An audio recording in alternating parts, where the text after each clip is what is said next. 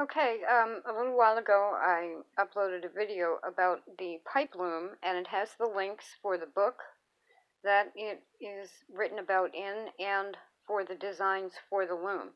Now here's a needlepoint piece, and even though I've mentioned several ways a four-sided frame can be used, this is one of the reasons I'm looking at this. So here's a needlepoint piece I have to do, and one of the training words I use with the dog is place. And for some reason, it works on almost any dog I've run into. I don't know if it's the way the word sounds to them or what, but if you say place to a dog, they generally sit. Um, and so it's a command in our house, and it's reassuring to the dog also because then they know where their place is. But anyway, I want to make a needlepoint with the word place. And this is raw edges, except for the selvage. But what I'm going to do is use a chain stitcher, probably the Handy Stitch or the Singer Stitch So Quick, and go right around the other three edges. And the reason I'm mentioning those two handheld stitchers is because they make very tight, small stitching, chain stitching. You can pull it out later if you want to finish the edge in another way, but it will definitely keep the canvas from fraying. So that's the first step.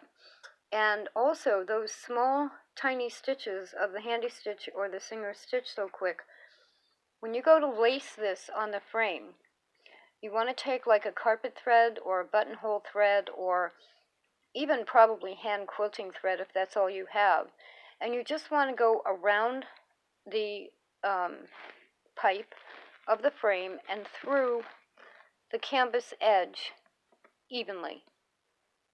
And let me see, this is probably 14 per inch.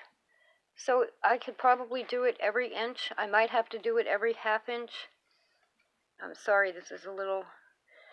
But the loom also has a heddle bar for when you're weaving and you're using string heddles. This comes right off. So you can take this off. Now this is a fairly small piece that I can lace toward the top. I can then put this, the whole loom with the legs on the bottom, on a table and work this. Now another thing to think about with these, this is obviously longer than it is wider.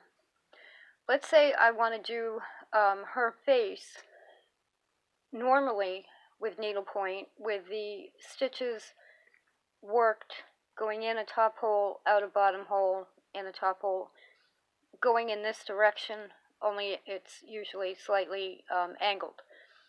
By lacing this on the frame this way, when I go to do the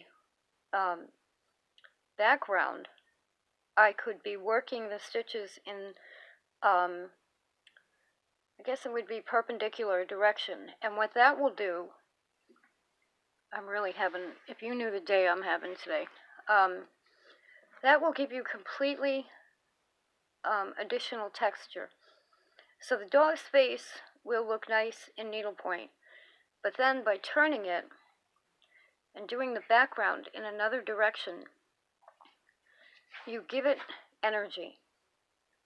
And because you can do it on any frame, I guess, but because you have the ability to take a wide piece and put it on here, you can do it all at once so that you're sure that your piece is not going to stretch or come out of balance. I have two needlepoint frames or needlework frames that have webbing at the top and the bottom, and so you're only holding the top and the bottom taut. And sometimes, believe it or not, the sides go out of sync and you end up with a crooked needlepoint anyway. By lacing this, four sides even, if I put it like that, this is about 15 inches from the bottom of the loom. I'm going to run thread to the bottom bar anyway. So that's a huge advantage to any needlework all four sides will be evenly taut without having a frame. And because the handlebar won't be in the way, it's just like having any other frame. It weighs maybe 2 pounds, maybe. You could carry it anywhere. So I think this is going to work, and I may end up putting this piece on this frame fairly shortly.